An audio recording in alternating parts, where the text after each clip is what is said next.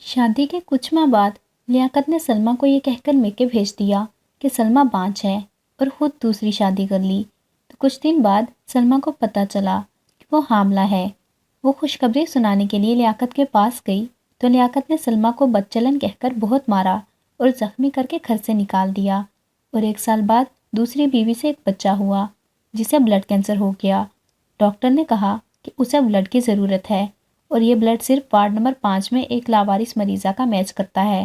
تو لیاقت بلڈ لینے کے لیے وارڈ نمبر 5 میں گیا تو اس کی روح لرز گئی کیونکہ وہ مریضہ جانتی بھی ہو ہماری شادی کو کتنا وقت ہو چکا ہے۔ لیاقت نے یہ بات سلمیٰ کا منہ دبوچ کر کی تھی۔ سلمیٰ جو اس وقت کمرے میں کپڑے سمیٹنے میں مصروف تھی، اچانک سے لیاقت کے اس حملے پر ہڑبڑا سی گئی۔ وہ اپنا منہ لیاقت سے چھڑوانے کی کوشش کر رہی تھی مگر وہ اس سے اتنا ہی جھنجھوڑ کر کہنے لگا کہ جانتی بھی ہو لوگوں سے مجھے تانے سننے کو مل رہے ہیں۔ میرے دوست مجھے بار بار پوچھ رہے ہیں کہ خوشخبری کب سناؤ گے۔ میری ماں الگ میرے سر پر کھڑی بار بار مجھ سے یہ سوال کر رہی ہے۔ آخر میں اور کتنا انتظار کروں؟ کب تم مجھے خوشخبری سناؤ گی؟ سلمیٰ تو پریشان ہو چکی تھی، ڈر کر کسی نہ کسی طرح اپنا منہ لیاقت سے چھڑوا کر پیچھے ہٹی تھی۔ اسے تو اپنے جبڑے میں درد بھی محسوس ہو رہا تھا کیونکہ لیاقت نے اسے بڑی ہی بے رحمی سے دبوچا تھا۔ اسے تو حیرت ہوئی تھی، لیاقت ایسا کہہ بھی کیسے سکتا ہے؟ آخر شادی کو عرصہ ہی کیا ہوا تھا، صرف 5 ماہ ہوئے تھے ان کی شادی کو، اور ان 5 ماہ میں بھی وہ کیسے کیسے تانے سن چکی تھی۔ بے ساختہ سلمیٰ کی آنکھوں میں آنسو آ چکے تھے۔ کہنے لگی کہ اس میں میرا کیا قصور ہے؟ جب اللہ تعالیٰ نے ہماری گود میں اولاد دینی ہوئی وہ دے دے گا، آپ مجھ پر ہاتھ کیوں اٹھا رہے ہیں؟ اس میں میری کوئی بھی غلطی نہیں ہے۔ سلمیٰ کے منہ سے اتنے الفاظ سننے تھے کہ اگلے ہی پل زوردار تھپڑ اس کے منہ پر پڑ چکا تھا۔ لیاقت کی بھاری بھرکم انگلیوں کے نشان اس کے چہرے پر نشان چھوڑ چکے تھے۔ کہنے لگا کہ بدتمیز زبان لڑاتی ہے شوہر سے۔ ارے مجھے تو یہ شک ہونے لگا ہے کہ شاید تو ہے ہی بانجھ، تبھی تو ابھی تک میں نے کوئی خوشخبری نہیں سنی۔ اماں نے بھی کیسی بانجھ عورت میرے حصے میں ڈال دی ہے۔ ویسے تو کہتی ہیں کہ میں نے اپنے یہ بال دھوپ میں سفید نہیں کیے، کھرے کھوٹے کی سمجھ جتنی مجھے ہے اتنی کسی دوسرے کو نہیں، مگر دیکھو اپنے ہی بیٹے کی شادی کرنے پر آئی تو ایسی بیوی سے میرا پالا پڑوا دیا جو مجھے کوئی خوشی نہیں دے سکتی۔ لیاقت کافی اونچا بولنے لگا تھا، آواز کمرے سے باہر جا رہی تھی۔ سلمیٰ تو شرمندگی محسوس کرنے لگی تھی، فوراً اپنے شوہر کے پاس جا کر اس کے منہ پر ہاتھ رکھنے لگی۔ کہنے لگی کہ آہستہ آواز میں بات کریں، آواز کمرے سے باہر جا رہی ہے، گھر میں آپ کے بھائی بہنیں بھی موجود ہیں، وہ کیا سوچیں گے ہمارے بارے میں؟ مگر لیاقت تو مزید بلند آواز میں بولنے لگا تھا۔ کہنے لگا کہ اگر کوئی سنتا ہے تو سنے، میں کیا کسی سے ڈرتا ہوں؟ تمہاری اصلیت ہی تو بتا رہا ہوں۔ میاں بیوی کا شور سن کر وہاں پر ساس بھی آ چکی تھی۔ کہنے لگی کہ کیا بات ہے لیاقت پتر، اتنا شور کیوں مچا رہے ہو؟ اب کیا کہہ دیا تیری بیوی نے؟ سلمیٰ تو بغیر کچھ کہے مجرم بن چکی تھی، آنکھوں سے موٹے موٹے آنسو گال پر بہہ کر آنے لگے، بغیر قصور کے بھی وہ قصوروار ٹھہرائی جا چکی تھی۔ لیاقت اپنی ماں کے سامنے تو جیسے بھیگی بلی بن چکا تھا۔ کہنے لگا اماں جی آپ خود ہی دیکھ لو، اب 5 ماہ شادی کو بیت چکے ہیں۔ میرے دوستوں نے آج بھی مجھے چائے پر بلایا، مجھ سے پوچھ رہے تھے کہ لیاقت خوشخبری کب تک سنا رہے ہو؟ میں نے کہا کہ بس جب اللہ کی مرضی ہوئی میں بھی یہ خوشخبری سن لوں گا، مگر اگلے پل ہی وہ مجھ پر ہنسنے لگے، ایسی ایسی عجیب باتیں کرنے لگے کہ جیسے مجھ میں ہی کوئی بیماری ہے۔ میں تو شرمندہ ہو کر گھر آ گیا۔ اب بتاؤ اماں اس میں کس کی غلطی ہے، میری یا تمہاری لائی ہوئی بہو کی؟ پتہ نہیں کہاں سے اٹھا کر اسے میرے پلے باندھ دیا ہے تم نے، جو ہر طرف سے مجھے شرمندگی سننے کو مل رہی ہے۔ لیاقت کی ماں نے یہ سنا تو اگلے پل گھور کر سلمیٰ کو دیکھا اور پھر اپنے بیٹے کے کندھے پر ہاتھ رکھ کر کہنے لگی کہ بس بیٹا معاف کر دے مجھے، میں نے تو سوچا تھا کہ یہ اس گھر میں آتے ہی بچوں کی لائنیں لگا دے گی، مگر مجھے کہاں پتا تھا کہ یہ ایسی منحوس ماری نکلے گی۔ اگر مجھے پتا ہوتا تو میں تیری شادی کسی اور سے کروا دیتی۔ میں تو اس کی سفید چمڑی اور بڑی بڑی آنکھیں دیکھ کر اس پر فدا ہو گئی کہ لیاقت کی بیوی اس سے ہی بناؤں گی۔ ارے اگر دلہن اچھی ہو تو اولاد بھی بڑی سونی پیدا ہوتی ہے، تبھی تو اس کو لے کے آئی۔ مجھے کہاں پتا تھا کہ بس یہ صرف حسن میں ہی مالا مال ہے، اندر اس میں بھی نقص ہے، تبھی تو اس کی خالہ نے سر سے بوجھ اتار کر ہمارے کندھے پر ڈالا تھا تاکہ جلد از جلد اس سے اپنی جان چھڑا سکیں۔ سلمیٰ پھوٹ پھوٹ کر رونے لگی تھی، خود ہی ساس کے پاس آئی اور کہنے لگی کہ ہماری شادی کو آخر وقت ہی کتنا ہوا ہے؟ اماں جی آپ خود دیکھیں، ابھی تو 1 سال تک نہیں ہوا اور آپ اس طرح کی باتیں کر رہی ہیں۔ کچھ حکم الہی بھی ہوتا ہے، जब अल्लाह ताला ने चाहा हमारी यहाँ भी खुशखबरी आ जाएगी। आप तो एक औरत हैं, आप तो मेरी बात समझें। मगर सास भी फौरन अपना पल्लू झाड़ चुकी थी। कहने लगी, बस बस रहने दे, मुझे इस तरह की नौटंकी नहीं चाहिए। जा जाकर किचन में चूल्हा चौकी संभाल। मुझसे फालतू के खटर पटर करने की ज़रूरत नहीं है, ना ही मैं तुम जैसी चालाक लड़कियों की बातों में आना चाहती हूँ। वो सलमा को वहाँ से भेज चुकी थी। सलमा कमरे से तो बाहर आ गई, मगर आंखों से आंसू भी बह रहे थे। सर उठाकर देखा तो बाहर सहन में ही चारपाई पर उसके छोटे देवर और बड़ा जेठ भी बैठा था, जो टकर टकर उसके मुंह की जानिब देख रहे थे।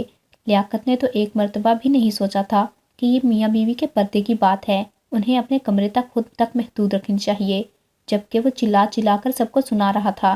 भले ही इसमें कोई नुक्स नहीं था, मगर इस तरह की बेबाकी से बातें करना कहाँ अच्छा समझा जाता था। देवर और जेठ तो इसे खा जाने वाली नज़रों से देख रहे थे। वो सर झुकाई शर्मिंदगी से किचन में चली आई और काम करने लगी।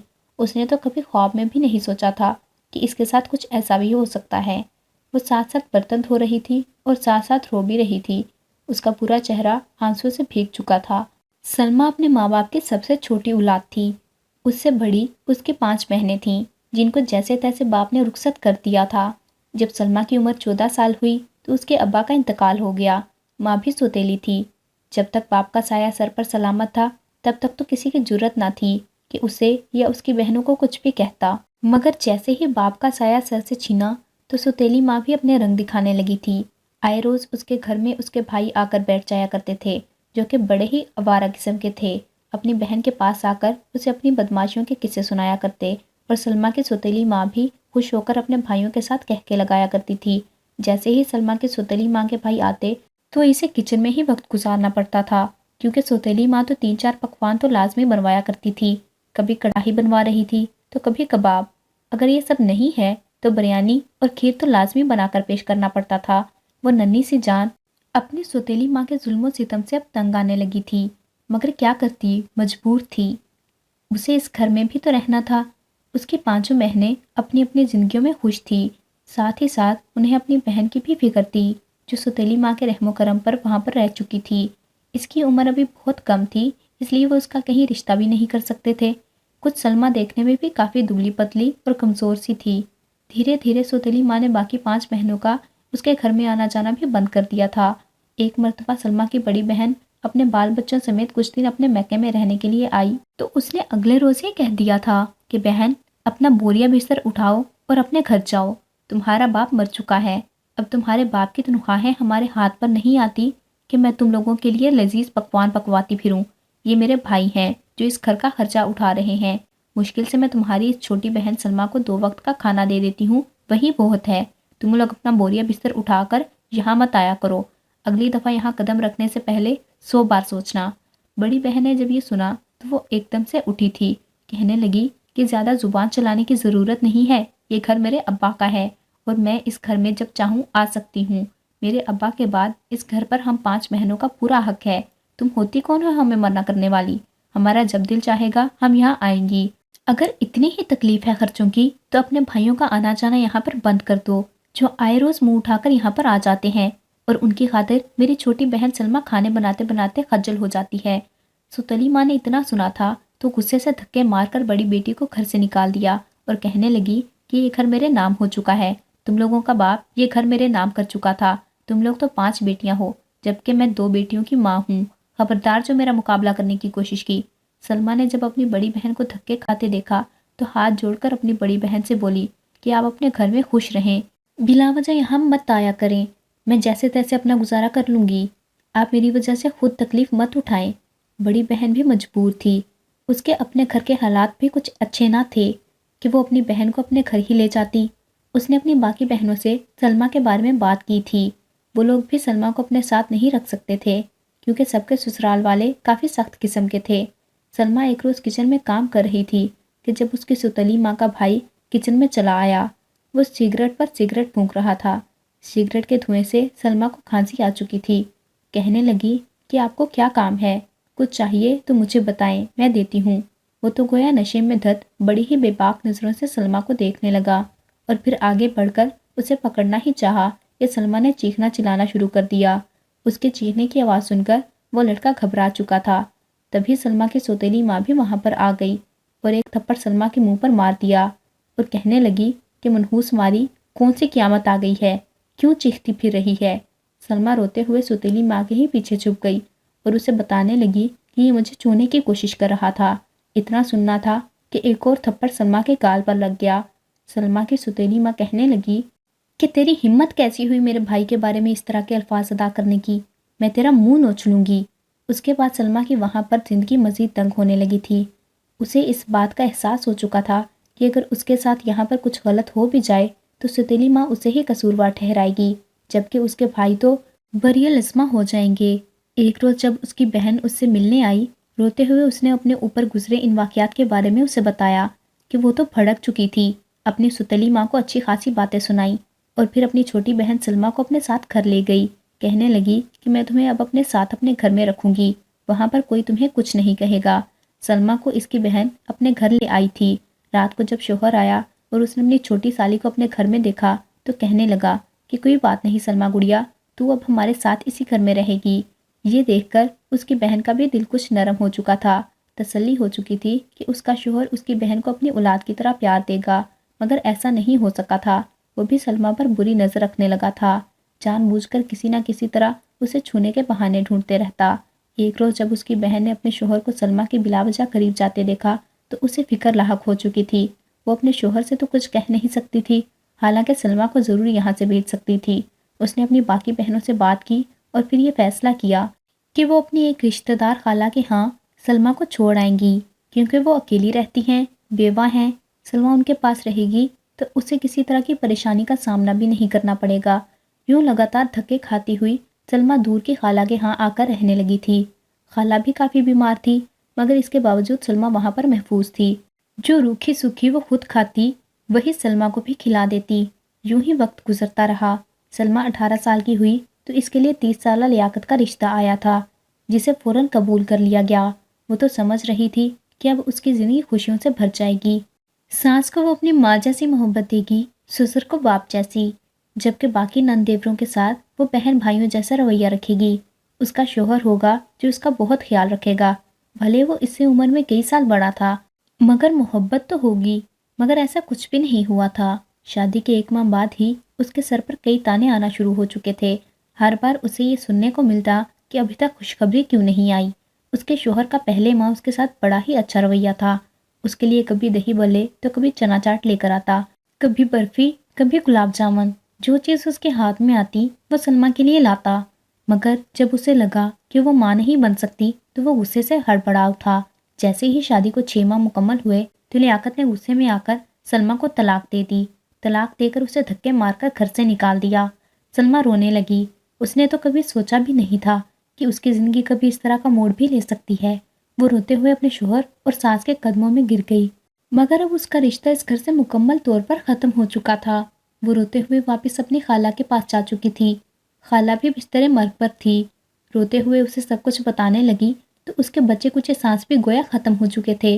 سلمیٰ سے افسوسناک خبر سن کر اس کی سانس نکل چکی تھی۔ سلمیٰ بھی کئی روز تک محلے والوں کی تسلیاں لیتی رہی۔ دھیرے دھیرے پھر سب اپنی زندگیوں میں مصروف ہو گئے۔ اس کی بہنیں بھی اس سے ملنے کے لیے آئی تھی، مگر چند پیسے اس کے ہاتھ پر رکھ کر واپس اپنے اپنے گھروں کو چلی گئی۔ اس روز سے اس کی طبیعت کافی خراب رہنے لگی تھی، بار بار چکر آ رہے تھے۔ وہ سرکاری ہسپتال میں چیک اپ کروانے کے لیے گئی تو وہاں سے اسے خبر ملی کہ وہ ماں بننے والی ہے۔ سلمیٰ کو تو اپنے کانوں پر یقین نہیں آیا تھا۔ خدا نے اس کی سن لی تھی۔ اگر وہ حاملہ تھی تو یقیناً اس کی طلاق بھی نہیں ہوئی تھی۔ وہ خوشی خوشی واپس اپنے شوہر کے پاس آئی تاکہ اسے یہ خبر سنا سکے۔ اسے گھر سے گئے ہوئے کم و بیش 2 ہفتے گزر چکے تھے۔ دروازے پر دستک دی تو دروازہ اس کی ساس نے کھولا تھا۔ ساس اسے چٹیاں سے پکڑ کر دھکے دینے لگی کہ دفع ہو جاؤ یہاں سے، یہاں واپس کیوں آ گئی ہو؟ اب تمہارا یہاں پر کسی سے کوئی تعلق نہیں ہے۔ لیاقت بھی تبھی گھر سے باہر نکلا تو وہ لیاقت سے ہاتھ جوڑ کر کہنے لگی کہ میری بات سن لو، یہ رپورٹس دیکھو، میں ماں بننے والی ہوں۔ اللہ تعالیٰ نے اولاد ہماری جھولی میں ڈال دی ہے، بس کچھ کفارے کے بعد میں واپس تمہاری بیوی بن سکتی ہوں، ہماری طلاق نہیں ہوئی۔ لیاقت نے جب سلمیٰ کو دیکھا تو ایک سناٹے دار تھپڑ اس کے منہ پر مارا تھا۔ تھپڑ اتنی زور کا تھا کہ منہ کے بل سلمیٰ گری تھی۔ اس کی ناک اور منہ سے خون آ چکا تھا۔ وہ سلمیٰ کے کردار کشی کرنے لگا تھا۔ اس پر کئی طرح کے الزامات لگا کر دھکے مار کر گھر سے نکال دیا۔ کہنے لگا کہ تم بد کردار لڑکی ہو، میں نہیں مانتا کہ یہ میری اولاد ہے۔ مجھے کیا پتا کہ تم کہاں پر منہ کالا کر کے آئی ہو اور اب یہ گناہ میرے سر پر تھوپ رہی ہو۔ 2 ہفتے تک کہاں مری تھی؟ اگر حاملہ ہوئی تھی تو اس وقت آ کر بتانا چاہیے تھا۔ لیاقت اسے گھر سے نکالنے کے بعد دروازہ بند کر چکا تھا۔ اس کی اماں نے آج ہی اس کا رشتہ خوبصورت کم عمر لڑکی سے طے کیا تھا جو کہ بڑی ہی حسین تھی۔ وہ تو جیسے اس کا دیوانہ سا ہو چکا تھا۔ سلمیٰ سے اب اس کا کوئی رشتہ نہیں تھا۔ اس نے اس لڑکی سے شادی کر لی اور اپنی زندگی کو آگے بڑھانے لگا۔ شادی کے 1 ماہ بعد ہی اسے یہ خوشخبری ملی تھی کہ دوسری بیوی حاملہ ہو چکی ہے۔ وہ تو خوشی سے پھولے نہیں سمایا تھا۔ سلمیٰ کو تو جیسے دودھ میں سے مکھی کی طرح نکال چکا تھا۔ یہ بھی نہیں سوچا کہ وہ بیچاری یتیم لڑکی کہاں گئی ہوگی۔ اسے تو بس اپنی اس بیوی سے آنے والی اولاد کی فکر تھی۔ بس دن یوں ہی تیزی سے آگے بڑھنے لگے اور اس کی بیوی نے 7 ماہ بعد ایک بچے کو جنم دیا تھا۔ وہ بچہ پری میچور تھا۔ پہلے تو کافی پیچیدگیاں آئی۔ ڈاکٹر نے تو یہ تک کہہ دیا تھا کہ بچہ بچ نہیں سکتا کیونکہ یہ بہت کمزور ہے، مگر دھیرے دھیرے دعاؤں اور علاج سے وہ بالکل ٹھیک ہو چکا تھا۔ اسے گھر بھی لے جایا گیا مگر وہ بچہ صحت نہیں پکڑ رہا تھا۔ 2-3 ماہ گزر چکے تھے۔ جب اس کی حالت یوں ہی خراب رہی تو اس کے مکمل طور پر ٹیسٹ کروائے گئے۔ کتنے ہی پیسے لیاقت کے اس بچے کے علاج پر خرچ ہو چکے تھے۔ جب ٹیسٹ رپورٹ آئی تو یہ خبر سامنے آئی کہ بچے کو کینسر ہو چکا ہے۔ یہ بلڈ کینسر مزید جڑیں نہ پکڑے، اس لیے اس بچے کا خون جلدی سے تبدیل کرنا ہوگا۔ یہ سن کر تو لیاقت کی ماں، لیاقت کی بیوی اور وہ خود کتنے ہی دیر روتا رہا۔ آخر اس معصوم بچے کو کس بات کی سزا ملی تھی؟ ڈاکٹر نے بچے کا چیک اپ کیا اور اس کا بلڈ گروپ بتایا گیا۔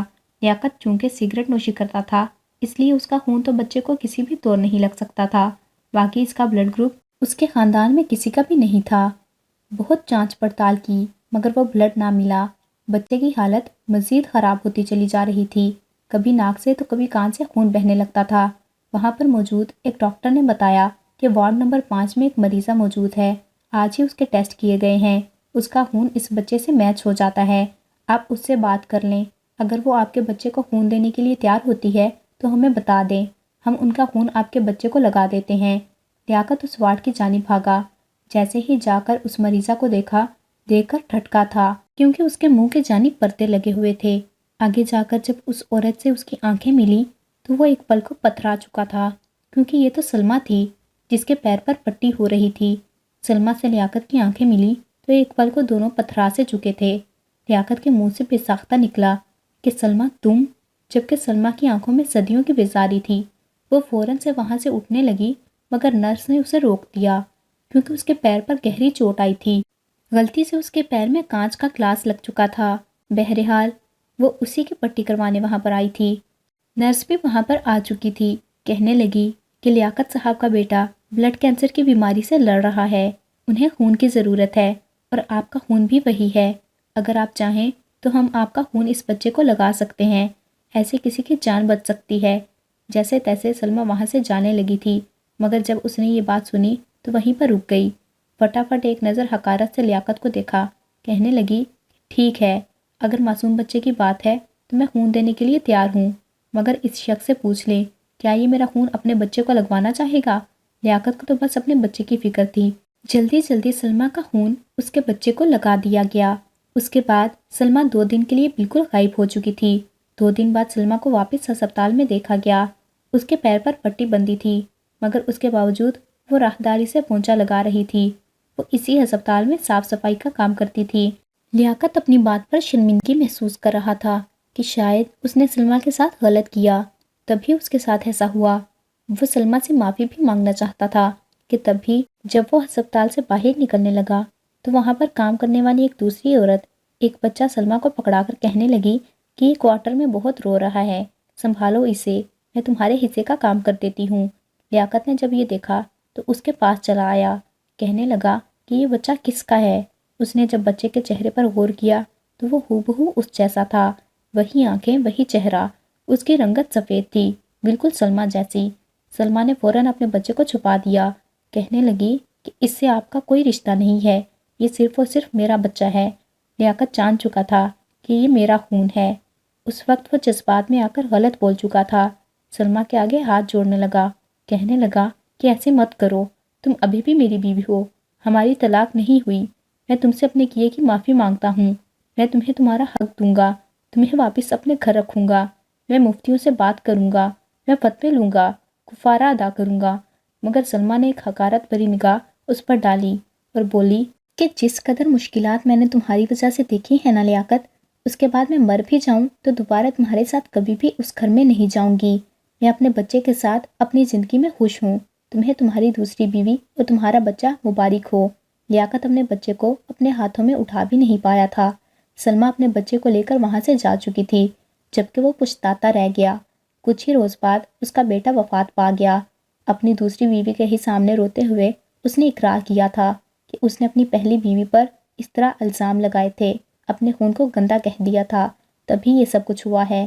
دوسری بیوی نے سنا تو وہ لیاقت کو چھوڑ کر وہاں سے چلی گئی۔ لیاقت کی قسمت میں سوائے پچھتاوے کے اور کچھ بھی نہیں رہا تھا۔